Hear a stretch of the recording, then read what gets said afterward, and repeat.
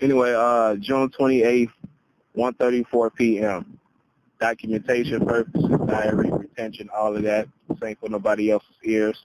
But like I was saying, this is like after the chapter or the portion that I read when they was talking about the conquest of Mecca, which had happened in 629 between May 24th and June 26th, where they call it the month of Ramadan.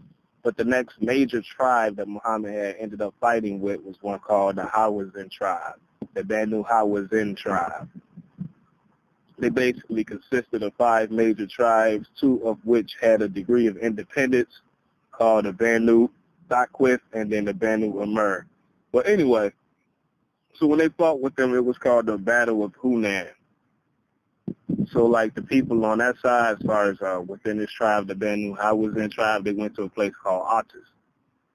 I believe that Muhammad had sent this guy named Abu Amr al-Ashari there for diplomatic purposes, but just like Abu Sufyan a year prior, he had ended up getting captured by these people, but he actually got executed also as a result. So Muhammad had put another guy in his place. His name is Abu Musa al-Ashari. So they took their forces and they raided where these people were at in Altus. So when they raided them, they found out that one of the chiefs of the Banu Hawazin clan or tribe, his name was Malik ibn Auf al-Nasri. Him and his man had went or fled or escaped or traveled to another place, which is Taif.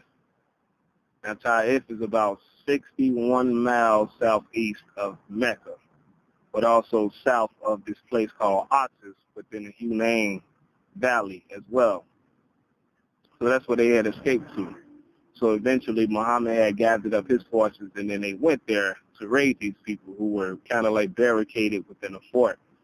So when they went there to fight against them, and the weapons that they had used were like, I'm talking about as far as the Banu Taqif and then the remnants of the Hawazin clan or tribe that were under Malik ibn Auf al-Nasri. They was using rocks, arrows, and bows.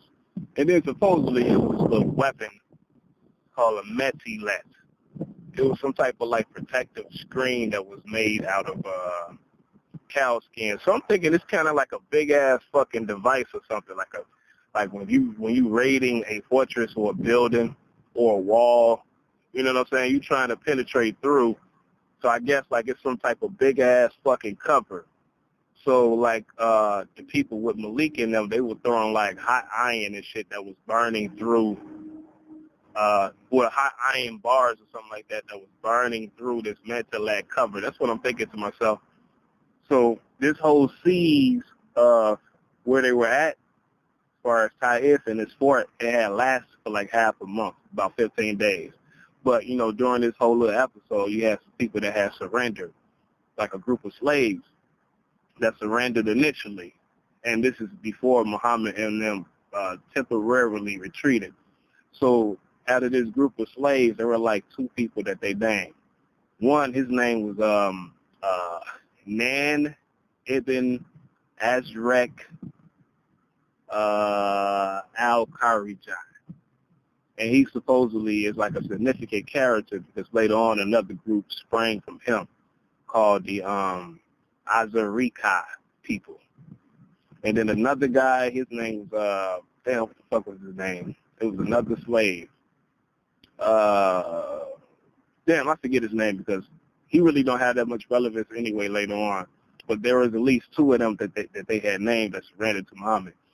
So that's when Muhammad and them had eventually retreated temporarily, and then they took these slaves and these possessions with them, and they went elsewhere to, I think back to Hunan, probably Badari. They went back over there so he could dish out these goods and whatever that he had. By the way, these 2 slaves eventually, as well as other people, gained their freedom as a result of them surrendering. But when Muhammad had left, persons of the Banu Taqif tribe, and then more than likely, like I say, I think Malik ibn Auf al-Nasri was a part of this whole little discussion for them to surrender as well, because he later on became Islamic also. But they they was talking and they finally had decided to go ahead and surrender, but also to try to give a stipulation grounds for their surrender. So I'm thinking like, shit, they evaluated the situation. They knew they were going to be defeated, just like a lot of other people. So they decided to, do a little deal or whatever. So these persons had sent somebody to Muhammad to give a message or a suggestion to him, and they was like, okay, look, we will surrender as long as you allow us to keep our treasure in our possessions, which I don't think Muhammad fully agreed upon, and I'm going to say why in a second. But Muhammad also threw a suggestion that way. He said, okay, I'll accept this as long as you give up wine and usury, which is some type of like over excessive tax on stuff. So these people had eventually agreed. Now this goes back to the testimonies. You got different authors that give their version of the agreement. All of them basically do agree that these people had to pay a sort of sadaqah. So basically, like if they accumulated 5 loads of a certain crop, regardless of what it is, because they mentioned like 10 of them, they have to give like 1/10, basically 10% of that to Muhammad. The only thing is, like I say, some authors only specify like 4. Some say that it was all the crops. But for the most part, if they accumulated 5 loads of this, they have to give a 10th. So that's basically like half a load. So out of 5 loads, they have to give half a load away to Muhammad as a form of a sadaqah. But they was also talking about like how within this land of Taif itself, you had Meccans, even prior to this whole little battle, that owned land there. You had Meccans that owned land there, even prior to that. So I got a little bit of more clarity about something as far as the economics of those people back in the day. I was like, okay, I thought about it, and I read a little further, which I will explain in a second. I was like, shit, okay, I see how it worked. Like, you had people that own land, and you had merchants, and you had dwellers upon these lands. So let's just say, like, okay, at Taif, if you got people from Mecca, I'm talking about both within the general population that, got enough wealth, and then also those are part of the aristocracy or like the overall administration, collectively speaking. If they own land there in Taif, that means the people that dwelled or lived upon these lands, whatever that they produce, they'll have to pay over as a form of payment for staying on somebody else's property.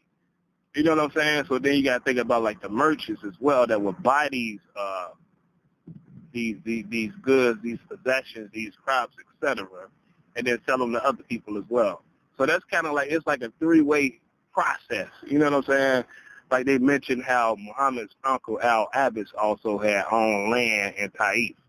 Because again, Taif was considered like a district of Mecca, kind of like in Morocco when you fast forward during the 14th century, and where Ibn Battuta was talking about this town El Mahdiya. He did mention that Saleh, even though it was just a commuter town, Saleh was also considered a district of El Mahdiya. You know what I'm saying? So it's the same. I believe it's the same principle. If you had people that was residing or living in El Mahdiya, but also if they own land in Saleh, it'd be the same process. Whatever that was grown on this particular land, you have to pay over as a form of payment. You know what I'm saying? And that's excluding if they had some type of corn currency, because I'm not sure if they had that. But whether it was corn currency or they had to just merely exchange fucking goods, you still would have to pay over for living on somebody else's land. And again, when you think about merchants as part of the equation, you got merchants that will, because I look at it like this. It's a 2-way thing with merchants. You could be a merchant coming elsewhere into these lands and trading for whatever that's grown here, or you could be a merchant that's living there. Like you could be staying on this land at the same time. You still got to pay for dwelling here, but you might have people within your circle or you yourself that travel elsewhere and still trade these goods. So it's a 2-way process with them. So all together, it's like a three-way process that I kind of equate to the checks and balance system. I'm like, okay, that makes a lot of sense. That's how I operated then, prior to that, everywhere else, and today on a more large or global scale. So I thought that was fucking interesting. I'm like, cool, I got a little more clarity about that. But here's the thing. Okay. Fundamentally speaking, they did have to pay a sadaqah. I'm talking about the Banu Taqwith people. So Muhammad didn't completely yield to one of their suggestions as far as them being able to maintain their possessions. They still had to pay a part of that over. But when I thought about that and I processed it, I'm like, it's still in accord to what those authors, like for instance, Laif talked about as far as the chapter of Mecca is concerned, or the conquest of Mecca. Because they were saying, like, okay, the people, the Meccans overall in general, they didn't have to pay a sadaqah to overall treasury. But if you had owned lands or whatever, or you own property, you know, you have room to charge other people who dwell upon your property. You just didn't have, like, those persons themselves didn't have to pay an overall payment for sadaqah to like a entity. Let's put it that way. So when I thought about it, I'm like, okay, that's still kind of like, you know, it all kind of correlates, and it all is in accord, because the Banu Taqwith people did fight against Muhammad. They still had to pay a sadaqah. So, like, let's just take the people in Mecca, for instance, who were exempt from that. If they own lands in Taif, which is a district of Mecca, that means even though they live side by side with these people, the Banu Taqwith, they still didn't have to pay if they chose to dwell upon the land of Taif, whereas those a part of this particular tribe still had to pay a payment. But because Muhammad threw that stipulation out there as far as usury is concerned, they, like, say for instance, okay, say you got like certain persons within this tribe of Conquest who had land there that they owned. They couldn't overcharge people from Mecca as far as their possessions and them trading that to make up for the overall sadaqah that they had to pay to Muhammad and them. You know what I'm saying? That's why I feel like it all kind of, it concurs and it's all in accord with each other. It's like a beautiful, beautiful fucking harmony as far as how I understand this chapter. And let me see what else. Let me see. I think that's it. I know they mentioned that Abu Sufyan lost his eye or some shit during this whole the battle with Taif. He had lost his eye or some shit like that. But yeah, that's it. So you basically had people that was living in Mecca that did own some lands in Taif. Oh yeah, I know what I want. I know what I want to mention also. You know, as far as the chapter prior to the Banu Hawazin people, they did mention how like you had ruins in Mecca. And I'm assuming probably some in Taif. Nah, not in Taif, but you had ruins in Mecca. But if those people chose to re-inhabit those lands and fix that up for themselves, they still didn't have to pay any type of overall sadaqah. That's how it went. But still, they were also subject to the overall proprietorship rule, whereas, like, if they're living somewhere, like, say, for instance, somebody else fixed this particular land up, right? And then somebody else lives on their property, they'll still have to charge these people for staying there. So whatever these people cultivate on their land, they'll still have to pay over. You know what I'm saying? That's kind of like how it operated. But again, they were exempt as far as native Meccans from paying an overall sadaqah. So that's pretty much all they said about that chapter. And the next place that Muhammad went was a place called Masjid al-Jirana. So that's like the next, in that portion, like I read a little further on that, it's like one little small fucking paragraph, basically. I think it's like a paragraph, then they talk about something else. So I'm going to have to read two portions that like what happened there with those people, because I believe they just capitulated and didn't put up a fight. I'm going to have to read that part and then include another portion after that, because it's too fucking short for me to do a blog on. So, yeah, I think that's about it. You know, hopefully I ain't got to redo this shit, but that's basically like all of the essentials. June 28th, 1:49 p.m. This ain't for nobody's fucking ears.